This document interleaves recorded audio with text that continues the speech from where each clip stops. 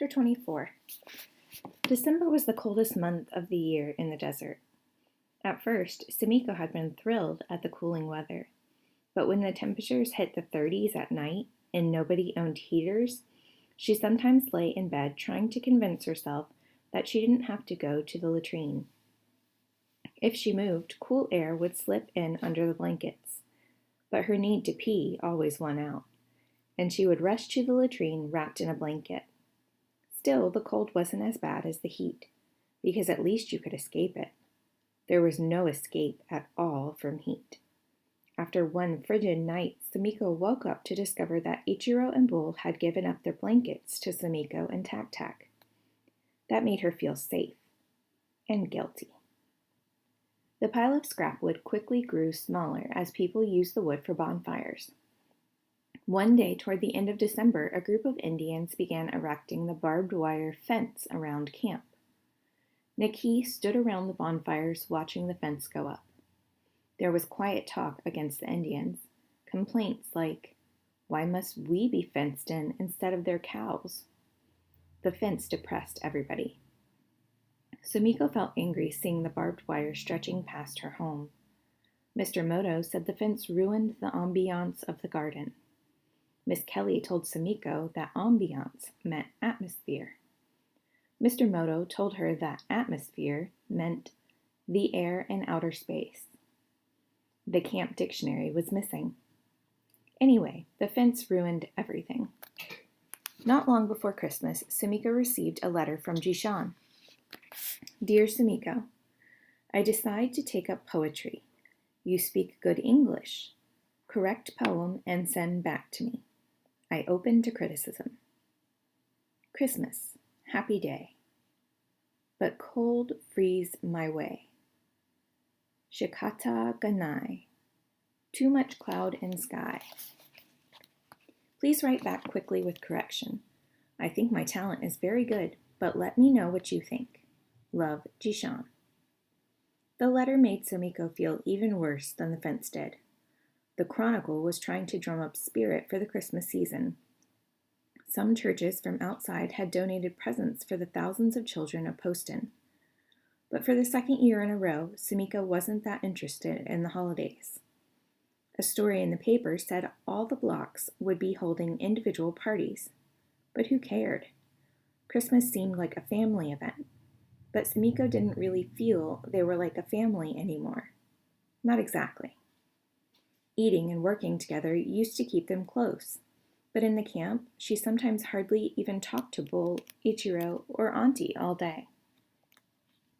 When Christmas arrived, Mr. Moto roasted snake for everyone in the barrack. Snakey watched benignly from his cage as his fellow snakes went up in smoke.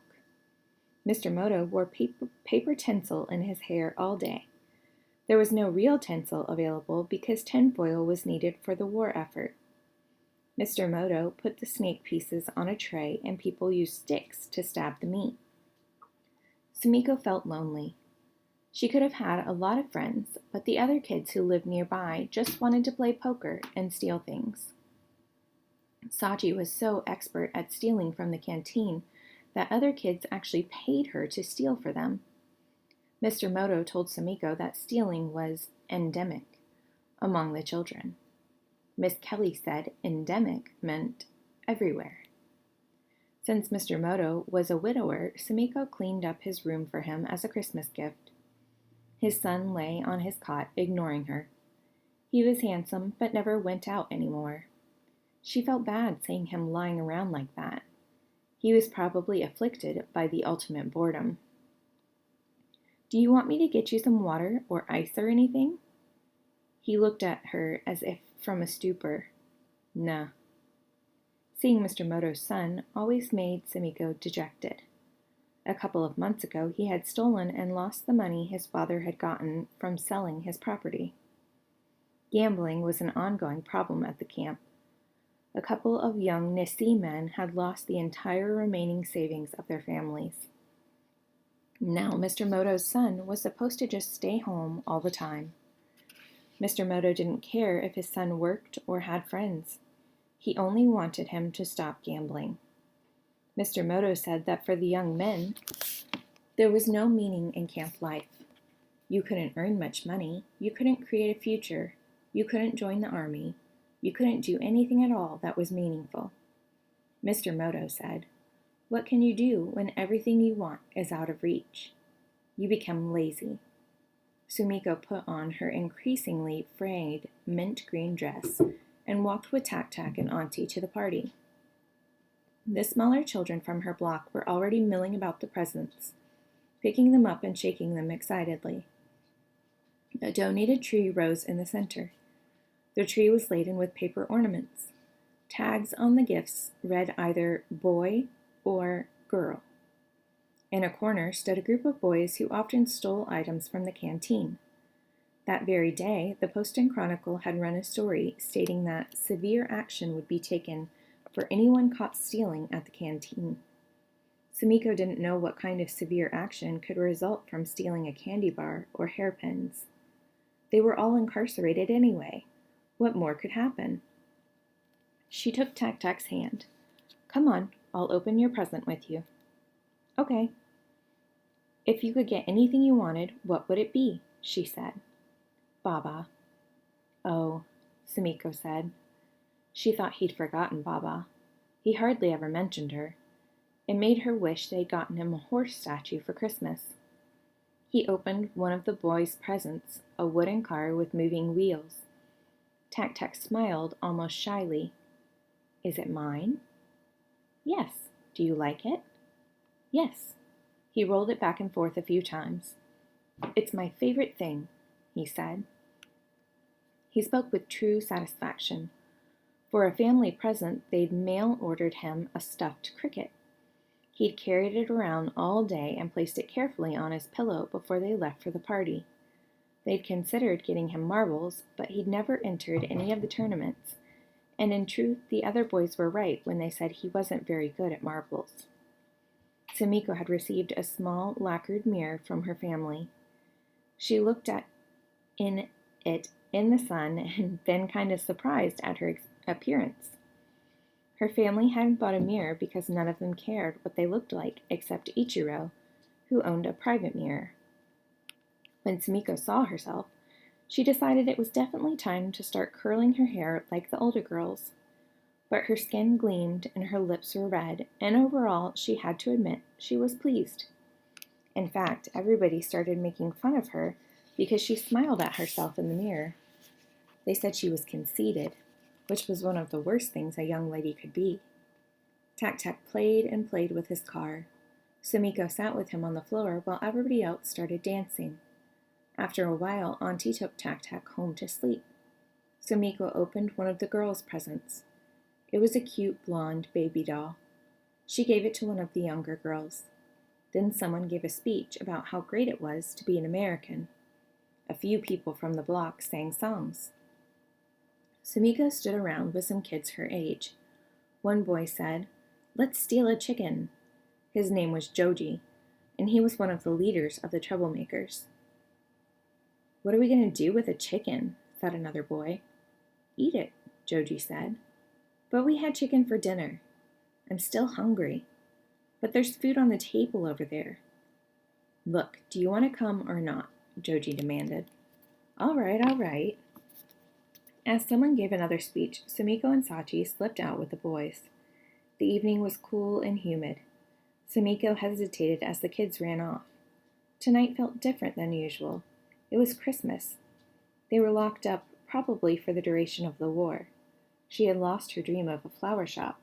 She didn't feel like listening to speeches about being an American. And why shouldn't she go with them to steal a chicken? She ran after them. The cool air gusted against her face as she chased after the boys.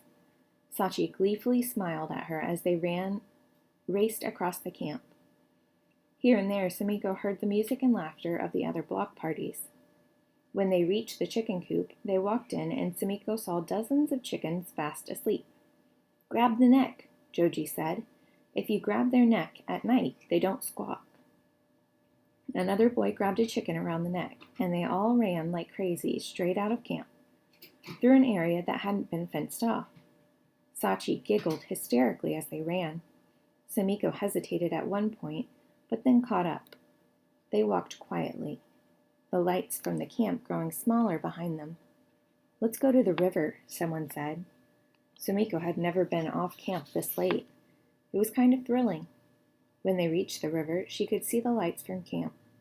The boy with the chicken set it down. The chicken shook herself off and clucked a bit. "Anyone bring matches?" said Joji. Sumiko had once heard that before camp he had been a goody two-shoes, straight-A student. Everybody shook their heads no. "I'm thirsty," said one boy. "We'll drink chicken blood," Joji said, but nobody seemed to like that idea.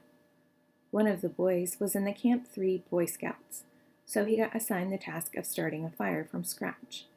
They made a pile of the driest sticks they could find and left him to his chore. The chicken just wandered around clucking. She walked right up to Sumiko and clucked and clucked. Sumiko reached down and petted her. The chicken seemed to like that.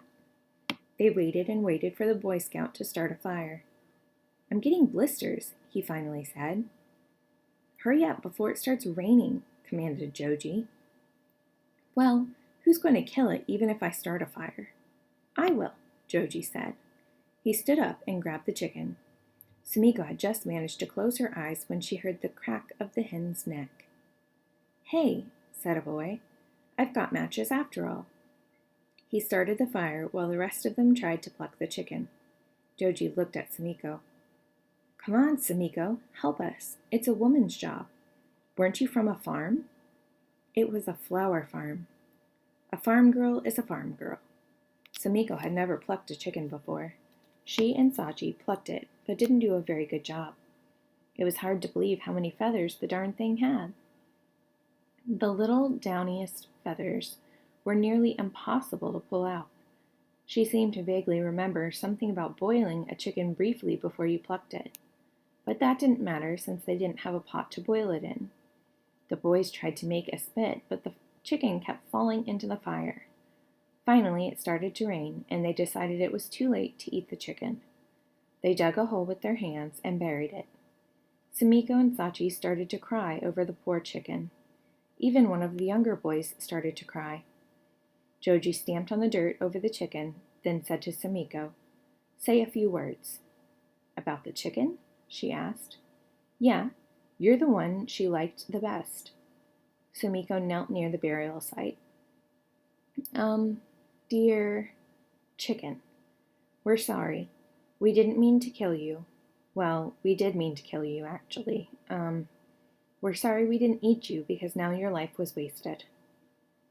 "Her life wasn't wasted. Her death was," the Boy Scout said.